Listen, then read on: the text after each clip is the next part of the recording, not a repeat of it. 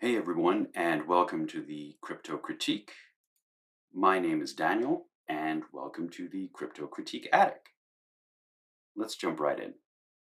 So, today we're going to talk about advanced information filtration, and we are going to do that in TradingView. Um, Yesterday, we talked about how there is too much information out there that we need to get rid of all the noise so that we can focus on the things that will help us navigate this second phase of the bull market. We took a look at CoinMarketCap, CoinGecko, LiveCoinWatch, right? How it has all of the information nicely sorted, and how these pages basically function like a sort of Wikipedia for crypto. And we also took a look at watch lists, right? That these services allow us to create watch lists or favorite lists so that we can, basically filter out a lot of the noise that's out there and that we can focus on the things that we actually like.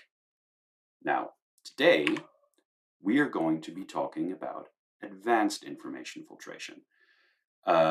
We are going to be doing that in TradingView, and we are going to look at the crypto screener, how that is going to help us filter out a lot of the stuff that we don't need.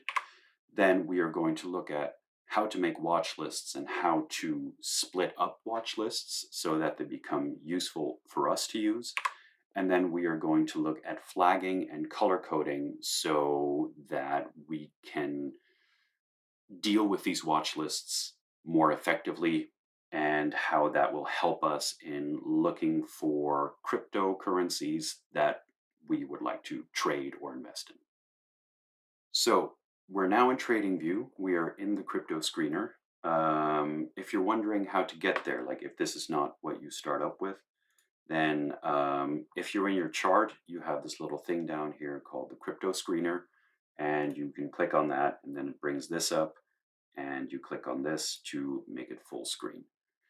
So um, this is my crypto screener view. I like to know the performance of all of the different assets. So I have sorted it, or I've put in the columns for 1 hour change, 4 hour change, 24-hour change, weekly performance, monthly, 3 month, and year to date performance, right? So all of these columns tell me how the different assets have performed in those given time frames, right? So since I do most of my trading on Binance Exchange, I can go up here to the filters and then I can click on exchange, and then it gives me a little pull down list and I can select which exchanges I want to have a look on. You can click on any, right? Then it'll just look for all of the cryptos out there. But since I do most of my trading on Binance, um, let's stick to that. Okay. So then we are in the crypto screener, and it is telling us that it has found 1,507 matches. That's a lot of crypto. So we need to filter that down, right? Because it is giving us literally everything, every pair that you can trade on Binance right now. It is sorted right now descending. If we click on it, it makes it ascending. So it starts with 1 inch Bitcoin, 1 inch BUSD. So these are all of the different trading pairs and options you have in trading 1 inch. Then it goes on to AVA. Then, well, there's a lot of things you can do with AVA, right? So one of the things that I like to do is, because I don't like trading to Bitcoin, I don't much care about trading futures or leverage tokens or all of those things, right? So one of the things that I like to start off with is I like to filter it down to USDT, right? That at least gives me only the tether trading pairs. Um, now that's still 435 matches, because still here you get 1 inch down USDT, 1 inch up USDT, right? Those are the leverage tokens. You have AVA USDT perp, right? Those are perpetual futures. ADA USDT premium, right? So that's part of the premium index. We don't want any of that stuff right now. I mean, that's like even more advanced stuff. So basically, what we want to do is just go through this list of USDT and put all of these things onto a watch list. The way you would do that is if we would have a watch. I have a watch list open right now. I don't want to add it to this watch list, but what you would do is you would click on, for example, 1 inch USDT. You would right click, and then you can add 1 inch USDT to watch list, right? So, so that's how you would do that. Now, what I like to do is I prefer to trade in well, dollar stable coins, so USD Tether or Binance USD, simply because it like trading into Bitcoin or ETH means that I first need to keep track of how Bitcoin is performing to the dollar, and then I know whether or not my trades are any good. So I prefer to just trade in USD stablecoins. So what I've done is I have constructed a watch list that I call USDT BUSD pairs, and that has 232 entries on it. Right? Let's take a look. Um, that's a lot of crypto, right? I mean, that is far less than the 435 matches I get here. And that is certainly a chunk less than the 1,500 matches that we started out with. But 232 assets is still too much to keep track of, right? So I've narrowed that down to 78 in a watch list that I call interested. Right? And I'm showing you what works for me, right? You will develop your own method, you will develop your own way of looking at these things, right? But basically, right, there's 232 cryptos that I could trade on Binance into USD Tether or Binance USD. 78 of those I'm actually interested in.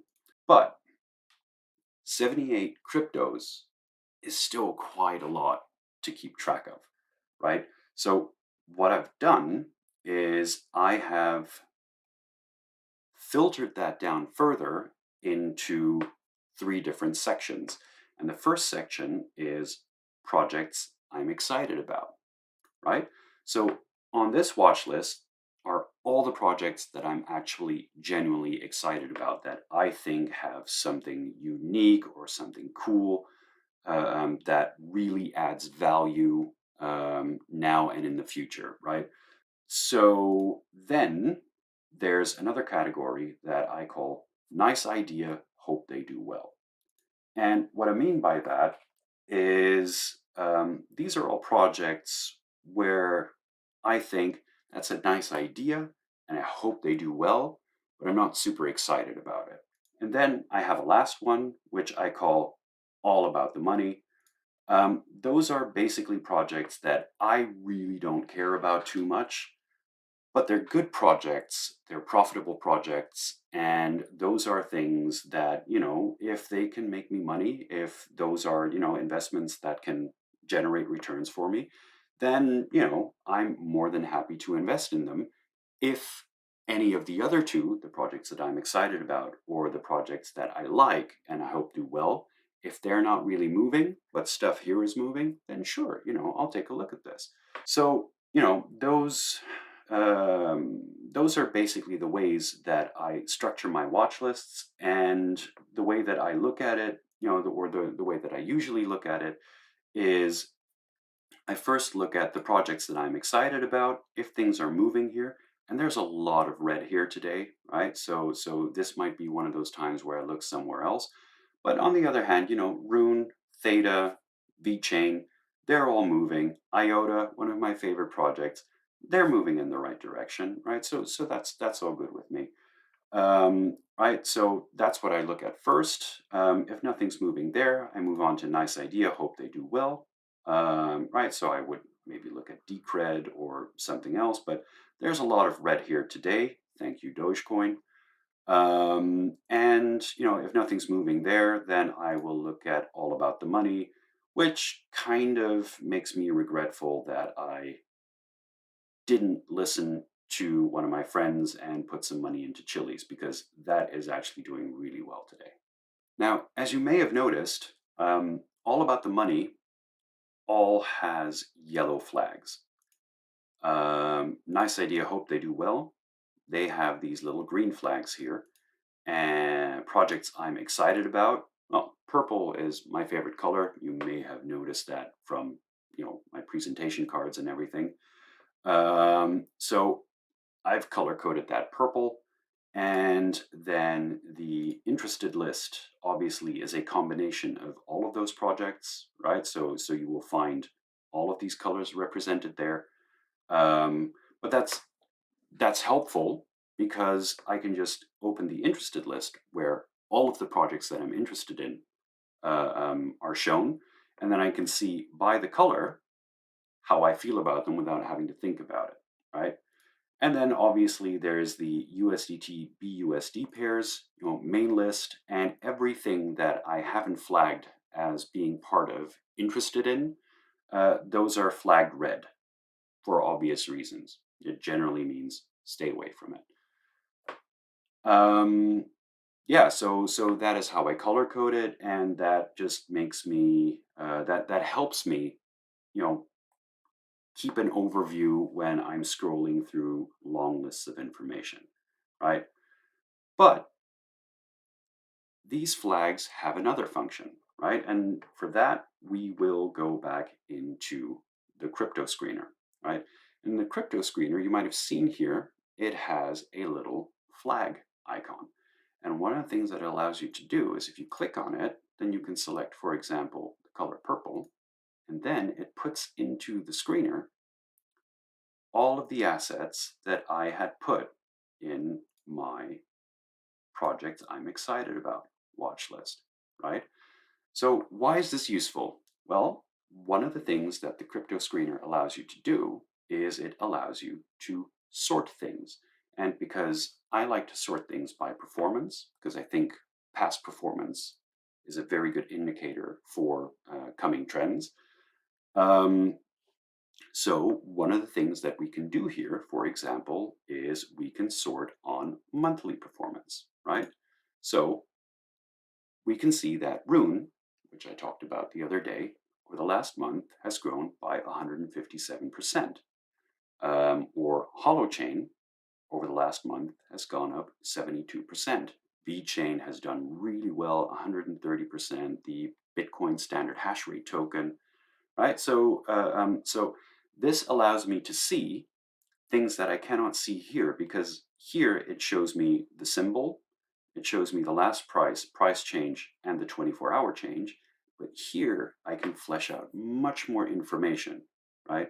So from all of the information that I've condensed down into this list of projects that I'm excited about, I can now do a deep dive into specific information, right? So one of the things that the crypto screener would then allow me to do, right, because we can sort the information here, but we can also filter the information. And one of the things that would be really handy to do is that if we're looking for an asset that has been sort of going sideways for a little bit and that might be breaking out over the next couple of days, we could, for example, apply a filter to weekly performance. And the way we do that is we click here, and then we can say, well, I would like to filter all of the assets that have had a weekly performance between -5 and 5, right? And then it shows me from the projects that I'm excited about list, it shows me that there are apparently 8 assets that over the past week have had either a anything between -5 and +5 in performance. If we expect that a weekly performance between -5 and +5% would indicate a possibility of a breakout over the next 5 days, what we could do is we could go into the watch list. We could say create new list and say, let's call it possible breakout next 5 days. Then it makes a new watch list for us. And then what we could do is we could go from BAT to Luna and say add selected symbols to watch list. And then we would have a new watch list that we could use to see whether or not we are expecting any breakouts anytime soon. So we could be looking at the basic attention token here. That's trading in a pretty tight range. That could break out soon.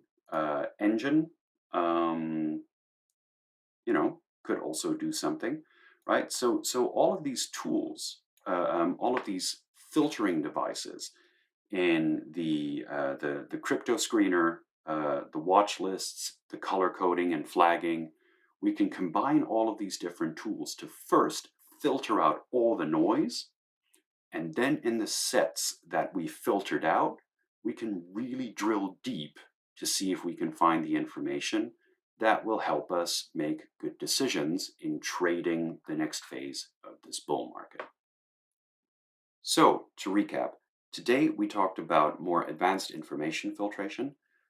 We talked about how in TradingView, the crypto screener helps us filter out the noise. We talked about how watch lists help us sort and categorize assets. And we talked about how flagging and color coding helps us get an overview of the assets that we have and to give us quick access to the different assets and watch lists that we created. And by combining the abilities of the crypto screener with the watch lists and the flagging and color coding, we can get to identify investment opportunities that really work for us. So I hope you found the content in this video useful. If you did, please hit the like button, subscribe, hit the little bell to get notifications when the next videos are coming. It's my daughter's birthday this weekend, so I probably won't be uploading anything over the next couple of days because, obviously, my daughter's birthday.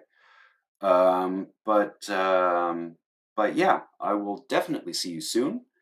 And remember, there's a lot of information out there, so stay critical. See you next time.